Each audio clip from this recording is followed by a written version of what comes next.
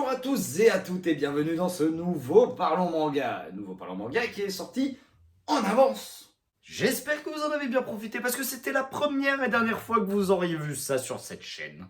J'espère que vous allez bien et aujourd'hui on va parler d'un manga adapté d'un roman. Un roman écrit par Shin Araki qui par la suite adapté en manga, je vous le donne en mille, devinez par qui? Square Enix.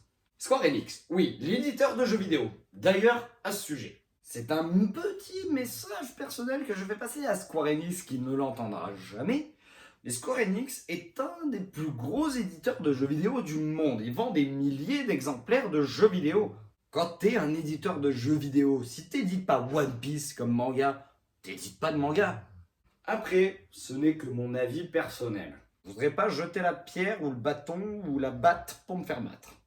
Cela dit, je suis un petit peu mauvaise langue puisqu'il nous permet aujourd'hui d'avoir accès à Classroom for Hero. Classroom for Hero, manga dont on va parler aujourd'hui. Jingle. Eh ben non, pas de jingle, parce que j'ai toujours pas de logiciel de montage.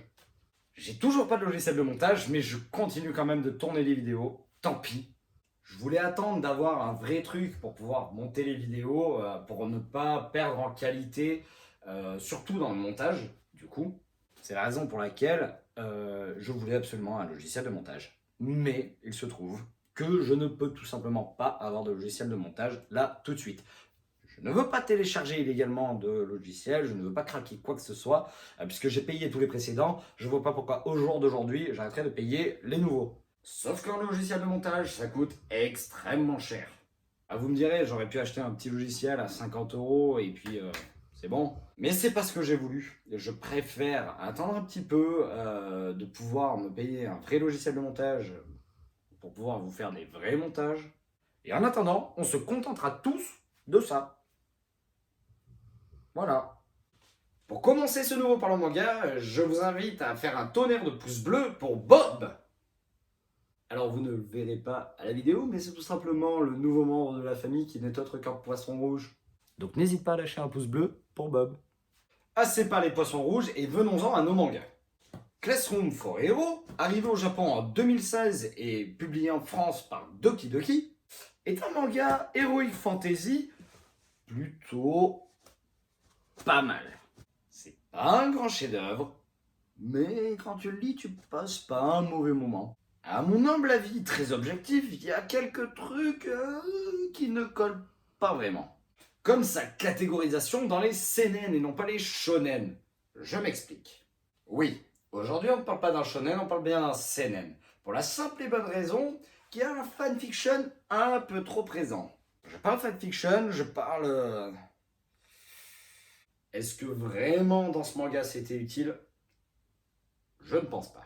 Alors, avis à tout public averti, avant de lire ce manga, il y a des choses dans ce manga pas forcément pour tout le monde. D'ailleurs, c'est des choses qui n'étaient absolument pas utiles. En tant que manga Heroic Fantasy, je l'ai trouvé plutôt bon, mais il y a des choses, à un moment donné, il faut quand même savoir dire stop. Un minimum de fanfiction, pourquoi pas? Mais là, moi, ça m'a valu que ma femme, quand je suis rentré à la maison avec ce manga, elle a écrit son prénom sur tous les boosts présents dans le manga. Autant vous dire que j'aurais pas aimé être elle vu le temps qu'elle a dû y passer. Ça, c'était le petit point de critique négatif que j'ai à donner sur le manga. Cela dit, ça n'empêche pas que l'histoire est très cool. Et justement, venons-en tout de suite au synopsis. Laissez-moi vous présenter Blade. Blade, héros de ce manga. J'entends par héros, pas personnage principal, mais héros à proprement dit. C'est un héros. Comme Hercule, par exemple. Ou Voldemort.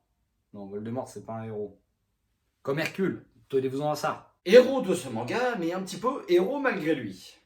Puisqu'il est doté de certains pouvoirs dont je ne vous parlerai pas pour ne pas vous spoiler tout le manga. Suite à la destruction du chef des démons, non, chef c'est nul, parce qu'en vérité c'est le seigneur des démons. Donc, suite à la destruction du seigneur des démons, notre héros Blade va enfin pouvoir avoir une vie normale qu'il a toujours rêvé d'avoir. Vie qu'il va pouvoir avoir dans une école. Dans une école où on forme les héros. Une école où on forme les héros, et bien qu'il soit entouré de l'élite de la formation de héros, il peut pas s'empêcher d'être quand même meilleur que les autres. Parce que rappelons-le, Blade est un héros de base, doté de pouvoirs spécifiques à Blade, qui lui a permis, sans spoil, puisque c'est expliqué dans le truc de base, de vaincre le Seigneur des démons. L'histoire du truc, c'est que Blade va tout simplement tenter de s'intégrer avec ses nouveaux camarades dans cette nouvelle école, tout en devant cacher sa véritable identité, puisqu'il va dans une école de ce qu'il est déjà. Autrement dit, il intègre une école de héros, sachant que c'est déjà un héros qui les a déjà sauvés par le passé. Dans l'histoire, et on l'apprend très rapidement, seulement Blade et le directeur de l'école sont au courant de ce qu'est réellement Blade, de sa véritable identité.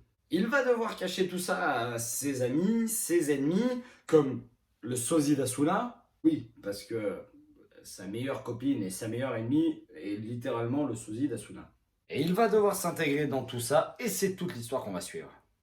Une histoire qui, malgré ses défauts, est, ma foi, fort passionnante. Plein de pseudo-mini-aventures, de la romance, de l'humour, que je mets entre guillemets parce que c'est pas forcément au goût de tout le monde. Et malgré le fanfiction vraiment beaucoup trop présent dans la série, des personnages plutôt attachants. Le manga, tout comme le roman, a été plutôt bien reçu au Japon. En France, ça n'a pas été la même histoire. Il a même été plutôt très mal reçu en France. Peut-être dû à son fanfiction trop proéminent, je me répète, mais c'est ce qui est montré dans le manga, et aussi à la légèreté de son histoire. Parce qu'on est loin d'avoir un synopsis et une recherche scénaristique comme dans One Piece ou dans un autre manga qui est vraiment de qualité. Pas que One Piece soit de qualité, parce que je n'aime pas ce manga. Il a dit qu'il aimait pas One Piece. On va pas parler de One Piece 307 ans, mais je n'aime pas One Piece. Après, scénaristiquement, c'est excellent. Et surtout, il faut voir tous les pseudo-easter eggs qu'il y a cachés dans One Piece. Même dans l'histoire de One Piece, 99% des gens n'imaginent pas ce que représente le manga. De toute façon, on s'en fout, on n'est pas là pour parler de ça. J'ai juste trouvé le manga un petit peu léger. Après, actuellement, on a 4 tomes de disponibles, le 5e qui va bientôt arriver, un 6e en prévision, 6 tomes dans une série. Qu'est-ce que c'est concrètement? C'est concrètement pas grand-chose, en 48 heures ils sont lus. Et franchement, si vous avez plus rien à lire et que vous avez 48 heures à perdre, pour moi, ce manga est conseillé.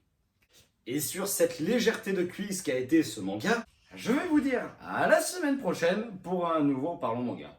Et surtout, n'oubliez pas de vous abonner, de lâcher les pouces bleus et de me suivre sur Snapchat.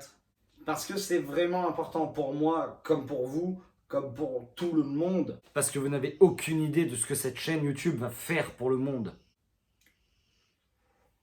C'est faux, mais ça me fera plaisir. Et puis vous ferez plaisir.